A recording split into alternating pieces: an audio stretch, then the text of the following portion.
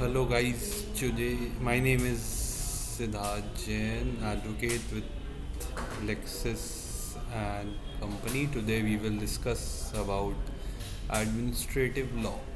Administrative law is the study of law that governs the activities of the administrative agencies of the government, which comprises of legislature rulemaking, executive implementation of law, and adjudication, which adjudicates or gives judgments.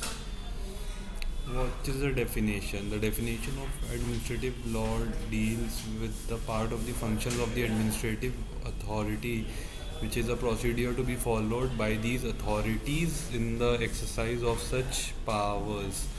The remedies available to the aggrieved person when authorities abuse some powers. Administrative law scope.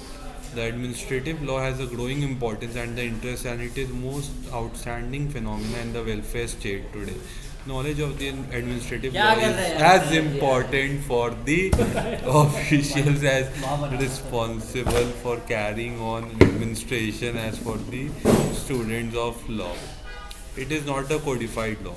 Administrative law is not codified like the IPC or law of contracts. It is based on the constitution, judge made law. It is essentially a judge made law, and it is a branch of public law which deals with the constitution and delegation of power. Deals with the organization. Administrative law deals with the organization and powers of the administrative and quasi administrative authority.